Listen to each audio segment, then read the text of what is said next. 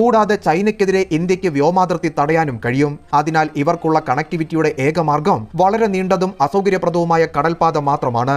അങ്ങനെ സംഭവിച്ചാൽ ചൈന പാകിസ്ഥാൻ അവിശുദ്ധ ബന്ധത്തിന് ഇത് വലിയ തിരിച്ചടിയാകും. ഇതിനാൽ ഭാവിയിൽ പാകിസ്ഥാന് അടിയന്തര സൈനിക സഹായം നൽകാനുള്ള സ്ഥാനത്ത് ചൈന ഉണ്ടാകില്ല.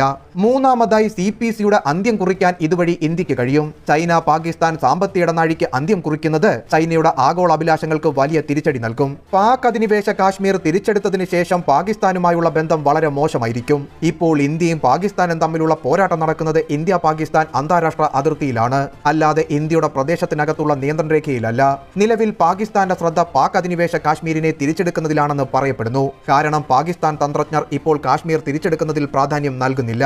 കൂടാതെ പാക് അധിനിവേശ കാശ്മീർ ഇന്ത്യയുടെ കൈവശമാകുന്നത് ചൈനയുടെ താൽപര്യങ്ങളെയും സാരമായി ബാധിക്കുമെന്ന് പറയപ്പെടുന്നു. കാരണം CPCയിൽ ചൈന വളരെയധികം നിക്ഷേപം നടത്തി കഴിഞ്ഞു. ഇത്തരം കനത്ത നിക്ഷേപങ്ങൾ ഇന്ത്യക്ക് എളുപ്പത്തിൽ ലഭിക്കുന്നത് ചൈനയ്ക്ക് വൻ തിരിച്ചടിയാണ്.